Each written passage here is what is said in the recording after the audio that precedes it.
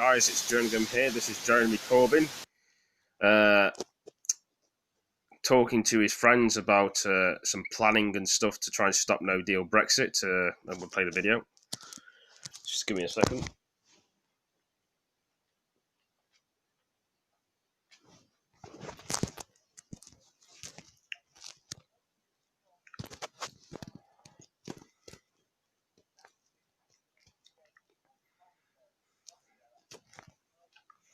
Oh, just a minute. I've not unplugged the wire thing. Jeremy Corbyn was in Keswick today, but he was supposed to be in the rather more exotic Ghana next week on an official visit. That's been cancelled because instead he wants parliamentarians to come together and have an emergency summit to avert a no-deal Brexit. He's written to party leaders, inviting them to meet within days. All of the opposition parties will be there. We'll discuss the process by which we'll put forward a motion of no confidence, and others will bring up other suggestions, including the legislative proposal. But we'll be having a serious discussion next week. This builds on Corbyn's overtures last week, where he asked other parties to vote against Boris Johnson in a motion of no confidence and install him as Prime Minister to extend Article 50 and have an election. Lib Dem leader Jo Swinson described it as a nonsense. Her party says she will attend, but they're still sceptical. I hope that Jeremy Corbyn, if he realises, and certainly the numbers are against him already, that he could not form that coalition government or that alternative government, that he'd be willing to allow someone else to step in. Indeed, no sooner had the proposal been put out than it had been rejected by independent MP and former Tory Nick Bowles, writing to Corbyn, "I do not believe that your proposal is workable. I, for one, will not support a motion of no confidence while the Johnson government continues to pursue a Brexit deal that might deliver an orderly Brexit from the EU. Nor would I be able to support any government in which you are Prime Minister, however temporary its mandate." Several other MPs sitting on the opposition benches have said the same. Some have suggested that Corbyn cannot even command MPs on the Labour benches. Indeed, there are whispers about them breaking ranks if Corbyn cannot get support to form a new administration. But the truth is, his internal critics are willing to give him a chance to try. I think we should have been back in Westminster this week, actually. But I think what needs to happen now is we all need to be getting round the table, those of us in Parliament who absolutely will not tolerate a no-deal Brexit, and that is the majority. And we need to find a way, no matter what, to get somewhere with that. That instinctive loyalty is a problem for those other MPs who wish to stop no deal but don't wish to pay the price of Jeremy Corbyn to get it. The anti-no dealers want Corbyn to give them everything: the votes for an alternative administration, the votes to compel Boris Johnson to extend Article 50, whilst they offer him nothing in return. Yet, as they never fail to point out, Jeremy Corbyn cares about Europe much less than they do. Given that he has the parliamentary numbers and that fact, why, from Corbyn's point of view, he says, should he give in and compromise when they won't? So much of Brexit right now feels like managing the blame and anger of the Remainers when it all goes wrong. If neither side budges, convinced the other must, there will be a lot to go around. Lewis Goodall, Sky News, Westminster. Well, goes to show, doesn't it? I could say in that matter.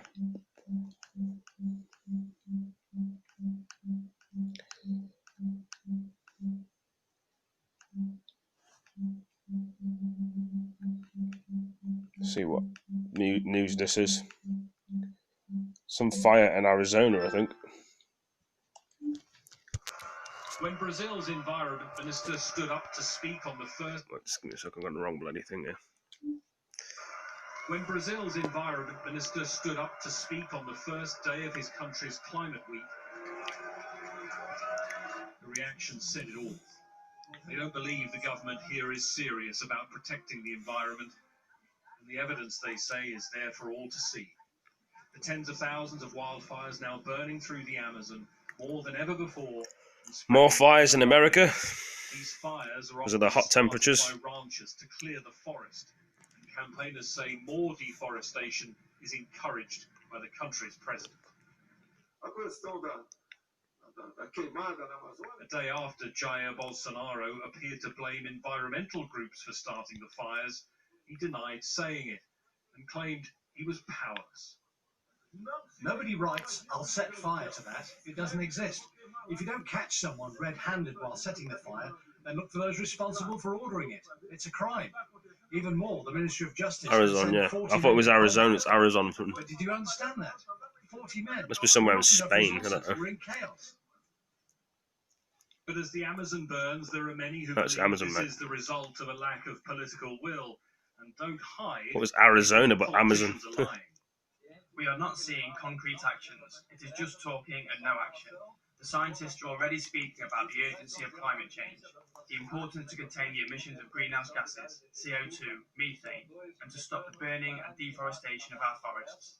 If you want to have a healthy and clean future for future generations. In Brazil's major cities, the fires have turned day to night. But environmentalists say the impact goes way beyond this country alone. Losing the Amazon would make the world's climate targets impossible to meet, they say. This is an emergency on a planetary scale. As if to prove the point, the smoke is visible from 400 miles up in space. And seeing the pictures in the middle of the Atlantic, the climate activist Greta Thunberg tweeted her reaction. Our war against nature must end, she wrote. There is a tension between those who make their living from the Amazon and those who fear it's nearing a tipping point and a chain reaction that would have consequences for us all. Greg Milam, Sky News. Well, I'm all right. Yeah, not too bad. Just chilling out and relaxing and enjoying myself. Now I'm in a party chat as well, so I've had to have muted them in the party chat while I'm doing my videos on here. I don't mind talking to anyone, but I know. Sorry if I sound a bit grumpy, guys, but I'm just annoyed when you try and buy a game, it doesn't work, and then you get angry. Try and install a game. That's what's put me in a shitty mood all day. I was trying to sort that out as well, but I don't know.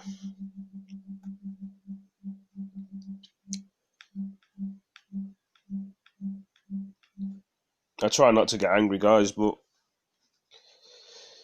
sometimes it's difficult. It is undeniably beautiful. Under its stunning landscape, Greenland is also rich in mineral wealth. And it's a lot closer to America than Denmark. But the idea of the US buying the territory hasn't been a live one since President Truman was in the White House. So why did Donald Trump a week or so ago suddenly say he had his eyes on the place? It sounded like a bit of a joke at first, with this picture of a Trump Tower plonked on its landscape, tweeted by the president saying, "I promise not to do this to Greenland." But the joke, it seems, is now over. Trump abruptly cancelling his state visit to Denmark, what seems a fit of pique over its leader's rejection of his Greenland idea. I thought that the Prime Minister's statement that it was absurd, it was an absurd idea, was nasty. I thought it was an inappropriate statement. All she had to do is say, no, we wouldn't be interested, but we can't treat the United States of America the way they treated us under President Obama. Denmark's Prime Minister Mette Frederiksen seemed taken aback by the news, as well she might be. It is with regret and surprise that I received the news that President Trump has cancelled his state visit to Denmark on the 2nd and 3rd of September. I had been looking forward to the visit. Our preparations were well underway. On the streets of Copenhagen, Danes were less circumspect in their reaction to Donald Trump's decision. I heard it was because he couldn't buy Greenland. So if he's that stupid, I think it's good that he's not coming. Greenland is for the Greenland people and nobody else. Yet again, former US diplomats are horrified by the president's behaviour. The world has typically had very, very high expectations for us. And as we look at this chapter in American history, I think the world's expectations of us have become much, much lower. This is a president who loves a distraction and could do with one with stock markets tumbling. And he doesn't like rejection or the kind of ridicule that followed his talk of buying Greenland. But is it more to do with this man? Trump raised the Greenland idea out of the blue 2 days after news Barack Obama is also going to Denmark at the end of September. Could the two be linked? Trump's staff became aware that President Obama was planning to visit Denmark on the 28th of September. And the contrast between the reception that would be given to President Trump on the 3rd of September and the reception that would be given to former President Obama on the 28th made them worry about the possibility for a major presidential temper tantrum. The US president heads now for the G7 summit in France after this latest insult to a close American ally. Others gathering there may be wondering who's next. Dominic Waghorn, Sky News. Crazy world we live in, eh?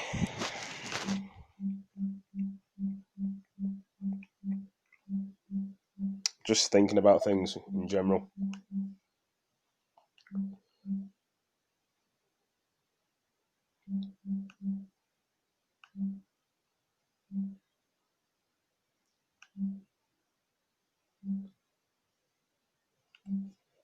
Scotland. Scotland is renowned for its natural beauty. Breathtaking scenery, vast lochs and glens, and islands that line thousands of miles of shores. The opening of the grass shooting season. For centuries, entitlement and privilege have underpinned the country's rural landscape. And now, some claim the way Scotland's land is distributed has become the most unequal in the developed world. Some people like going to This, Scotland. a new group of owners Say it's a big emerged, country, it's part of along England with now, but attempts by the Scottish government to modernise the rules. loads of and countryside, encourage loads of hills, loads of scenery to a more see. diverse ownership pattern. So how does land ownership impact Scotland's economy, environment and its people? And does it actually matter who the land belongs to? My name is Malcolm Coombe and I'm a senior lecturer at the University of Aberdeen School of Law. There has been some literature to the effect that Scotland does have the most concentrated pattern of land ownership in Europe, possibly even the developed world. And this is best reflected in the 432.50 figure that's most associated with Andy Whiteman, the Green Party MSP. He did some research which suggests that 432 people or entities own 50% of Scotland's privately owned rural land. So that's excluding, for example, publicly owned land, say MOD properties, and also excluding land in urban areas. Traditional aristocratic landowners like the Duke of Buccleuch still own large swathes of the country. But in recent decades, prospective owners from abroad have been purchasing slices of land across Scotland. Take the Danish billionaire Anders Paulsen, for example. In 2018, the ASOS majority shareholder became Scotland's largest private landowner after snapping up a whopping 220,000 acres. That's roughly twice the size of Barbados. His wealth has allowed him to purchase 12 Highland estates as part of his conservation project called Wildland. And he's not the only Scandinavian keen on Scotland either. The former CEO of the Lego Group, Kjeld Kirk Christensen, owns several estates, including Ledgowen in Wester Ross. Foreign royalty has also been quick to join in on the action. The billionaire ruler of Dubai, Sheikh Mohammed bin Rashid Al Maktoum, owns the 63,000-acre Inverness estate, which includes 3 helipads and a 14-bedroom holiday home. But despite the publicity given to the likes of Sheikh Mohammed and Paulsen, the number of overseas Scottish landowners is not as big as you might think. Registers of Scotland figures show that 6% of the titles belong to owners outside Scotland. The majority of these belong to people living in England, Wales and Northern Ireland, while just over 1%, or roughly 24,000 titles, are registered to addresses out with the UK. Overseas ownership is not illegal, provided the entity that owns the land is able to trade. That's absolutely fine. Is it a problem? A lot of people would say no.